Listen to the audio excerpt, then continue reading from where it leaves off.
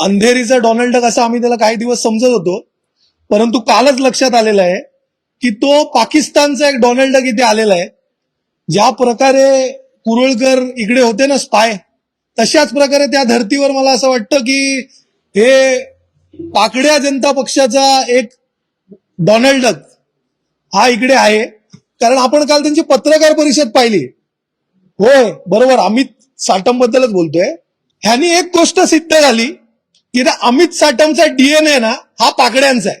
नमस्कार. खरं तर आपल्याला इतक्या शॉर्ट नोटीसला इथे बोलवायचं कारण असं आहे, काल एक डोनाल्ड डक, अंधेरीचा डोनाल्ड डक असं आम्ही त्याला काही दिवस समजत होतो, परंतु कालच लक्षात आलेलं आहे की तो पाकिस्तानचा एक डोनाल्ड डक इथे आलेला आहे. ज्या प्रकारे कुरळकर इकडे होते ना स्पाय, तशाच प्रकारे त्या धर्तीवर मला असं वाटतं की हे पाकड्या जनता पक्षाचा एक डोनाल्ड डक हा इकडे आहे. कारण आपण काल त्यांची पत्रकार परिषद पाहिली. होय, बरोबर, अमित साटम बद्दलच बोलतोय. तर त्यांनी त्या पत्रकार परिषदेत जर आपण पाहिलं तर त्यांनी दाखला काय दिलाय, त्यांना भारतीय पत्रकारांवर, पत्रकारितेवर, इथे जे काही रिपोर्टिंग होते त्याच्यावरती त्यांचा विश्वास नाहीये. तर त्यांचा विश्वास कशावर आहे, तर पाकिस्तानच्या कुठल्या तरी सो कॉल्ड रिपोर्टर त्याचं ट्विट. मुळात माझा प्रश्न असा आहे की अमित साटम हे पाकिस्तानच्या रिपोर्टरांना, पत्रकारांना आणि ते ट्विटर का फॉलो करतात, आणि ते करतात तर त्याचा दाखला देतात. आणि त्यांचं काय म्हणणं आहे की मुंबईचा, ते कोविडचं काहीतरी म्हणत होते, त्यांचं असं म्हणणं आहे की कोविड काळात पाकिस्तानपेक्षा वाईट परिस्थिती ही मुंबईची होती, असं तिथल्या एका पत्रकारांनी सांगितलं. त्यांचा इतका विश्वास, बरोबर आहे, खाल्ल्या मिठाला ते जागत असतील. त्याचं कारणच असं आहे की न बोलता त्यांचे नेते तिकडे केक भरवायला, केक खायला, बिर्याणी खायला पाकिस्तानला जातात. त्यांचे नेते तिकडे जिन्नाच्या थडग्यावर माथा टेकायला जातात. आता त्याचीच परतफेड म्हणून मला असं वाटतं की अमित साटम हे त्यांच्या पाकिस्तानी काउंटर पार्ट्सनी जे सांगितलंय ते इकडे देशात आपल्या पसरवायचा प्रयत्न करत आहेत. ह्यानी एक गोष्ट सिद्ध झाली की अमित साटमचा डीएनए ना हा पाकड्यांचा आहे. त्यांनी त्यानंतर तिथेच ते सांगून थांबले नाहीत. त्याच्या पुढे त्यांनी असं सांगितलं की काय म्हणे, मुंबईचे रस्ते हे जगात कुप्रसिद्ध आहेत आणि भारतीय जनता पक्षाचे अनेक महानगरपालिका आहेत. काही महानगरपालिका मोजवतो तुम्हाला, सुरत, ते इथे गुजरातला अहमदाबाद, हे सगळं तुमच्याकडेच आहे. गेले 30 वर्ष अनेक देशातल्या महानगरपालिका तुमच्याकडे आहेत. तिथल्या रस्त्यांची काय परिस्थिती आहे त्याच्याबद्दल जरा सांगणार का? मुंबईच्या रस्त्यांच्या परिस्थितीबद्दल तर आपल्याला इकडे मुंबईत दिसतं कोस्टल रोड, ज्याचं तुम्ही आधी वोट चोरी, नोट चोरी, आता तुम्ही क्रेडिट चोरीवर उतरलेला आहात. सन्माननीय आदित्य साहेबांनी जेव्हा वरळी डोम मध्ये प्रेस कॉन्फरन्स आपलं हे प्रेझेंटेशन घेतलं होतं, त्या प्रेझेंटेशन मध्ये आदित्य साहेबांनी दाखवलेलं की एकही कोस्टल रोडच्या प्रोजेक्टच्या फोटोमध्ये जेव्हा तिकडे पाहणी करायला जात होते उद्धव साहेब, आदित्य साहेब, कुठेही भारतीय जनता पक्षाचे सो कॉल्ड नेते हे तिथे नव्हते. त्यांनी जे काय सांगायचे ते पुरावे निश्चित सांगावं. त्यांनी जे काल प्रेस कॉन्फरन्स पण मी त्यांची पाहिली, त्या प्रेस कॉन्फरन्समध्ये पण ते नुसतं 3 लाख करोड, अमकं 500 करोड, कोणत्याही गोष्टीचं त्यांच्याकडे पुरावे नाहीत कोणत्याही प्रकारचे. मला वाटलं मोठं काहीतरी भलं स्क्रीन बिन लावलंय, तिथे काहीतरी दाखवतील, काहीतरी पर्दाफाश करणार होते, पण पर्दाफाश तर त्यांनी स्वतःच करून घेतलाय आणि स्वतःच्या पक्षाचं करून घेतलंय. त्यांनी हे सिद्ध केलंय की भारतीय जनता पक्ष नसून हे पाकिस्तान जनता पक्ष झालेलं आहे. कारण त्यांना पाकिस्तानवरच जास्ती प्रेम आहे हे त्यांनी त्यातनं दाखवून दिलं. त्याच्यानंतर त्यांनी शाळांचा प्रश्न निर्माण केला. आता शाळांचा प्रश्न ते निर्माण करतायत तर त्यांच्याकडे जे महानगरपालिका आहेत तिथे मुंबई पब्लिक स्कूल सारखं एखादं स्कूल त्यांनी उभारलं आहे का? काय त्यांनी सुखसुविधा दिल्यात तिथल्या विद्यार्थ्यांना? तर मुंबई महानगरपालिकेवर आक्षेप घेत असताना ते इतक्या खालच्या दर्जाला म्हणजे गेलेत की त्यांना लक्षातच नाही की ते काय बोलतायत ते. 25 वर्ष जर शिवसेना मुंबई महानगरपालिकेत होती ना तर त्यातले 20 वर्ष हे भारतीय जनता पक्ष पण होतं आणि हेच अमित साटम हे नगरसेवक देखील होते. मग त्यांचे जे काय आरोप आहेत हे स्वतःवर पण आहेत का, स्वतःच्या पक्षावर? 20 वर्ष त्यांना कळलं नाही का की भ्रष्टाचार होतोय? आणि आम्ही आहे ना जातोय हे आम्ही केलेलं डॉक्युमेंटेशन, आम्ही जे काय मुंबईसाठी 25 वर्षात केलेलं आहे त्याच्या आधारे आम्ही मुंबई महानगरपालिकेच्या निवडणुकीला सामोरं जातो. आता हे मुंबई महानगरपालिकेच्या निवडणुकीला सामोरं जात आहेत हिंदू, मुस्लिम, जात, धर्म, पंत. काल तर त्यांनी काय ते उद्धव साहेब बांनी काहीतरी सांगताना त्यांना ऐकू नाही आलं, तुमच्याच प्रेस कॉन्फरन्समध्ये ते चाटम का असा प्रश्न विचारला तर ते थेट म्हणतात आम्ही चाटम की शिवी दिली, मराठी माणसाला शिवी दिली. आता हे चाटम कधीपासून शिवी झाली आणि मालवणी माणसाला कशी काय शिवी झाली? म्हणजे पोट जात, जात, धर्म, प्रांत, पंत अशा सगळ्या प्रकारचं राजकारण हे केल्याशिवाय भारतीय जनता पार्टीला काही कुठच्याही प्रकारचं इकडे थारा मुंबईकर जनता किंवा कुठच्याही आपल्या राज्याची जनता देणार नाही. म्हणून अशाच प्रकारचं राजकारण ते करत असतात. कोणत्याही प्रकारचं विकासाचं राजकारण, विकासाचा मुद्दा हे त्यांच्याकडनं येत नाही. येतं तर फक्त क्रेडिट चोरी येते, दुसऱ्यांनी केलेल्या कामाचं श्रेय घेणं. आता सुदैवानी तुमची सत्ता तेव्हा होती, पण दुसऱ्यांनी केलेल्या कामाची फितं तुम्ही कापली म्हणून ते काम तुम्ही केलेलं होत नाही. हे देखील त्यांनी लक्षात घेणं गरजेचं आहे. आता त्यांनी फार फालतू आरोप केले. त्याच्यानंतर ते असं म्हणाले की बाबा कोविड काळातलं तेच मी जे पाकिस्तानचं बोललो. आता मी तुम्हाला फक्त एकच उदाहरण देतो. WHO आम्ही ग्राह्य धरायचं का आम्ही त्या पाकिस्तानच्या कुठल्या तरी सोकॉल्ड ह्यांच्या एजंटचं मान्य करायचं?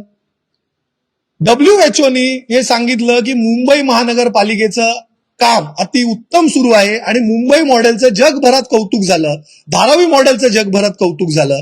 ज्या प्रकारे मॉलिक्युलर लॅब हे देशात सगळ्यात प्रथम जर कुठच्या महानगरपालिकेने केले असेल अंतर्गत त्यांच्या, तर ते मुंबई महानगरपालिकेने केलं कस्तुरबा हॉस्पिटलमध्ये. आणि त्या मॉलिक्युलर लॅब स्थापन झाल्यामुळे आपल्याला कोविडच्या व्हेरियंट कळलं आणि आपल्याला कोविड थोपवता आलं. अन्यथा कोविडचा आणखीन थैथयाट हा महाराष्ट्रात मुंबईत पसरला असता.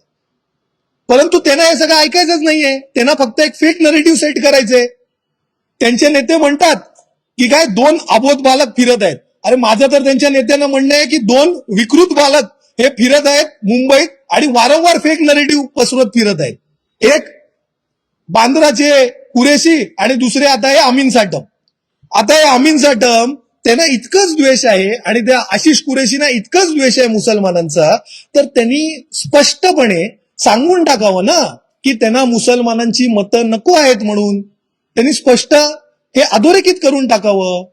आणि मी ह्याच्या आधी देखील म्हणालो होतो, आता परत सांगतोय, त्यांचं जे काय म्हणणं आहे ना आमच्या आरोप की मामू पॅटर्न, शिवसेना ही मामू पॅटर्न राबवत आहे.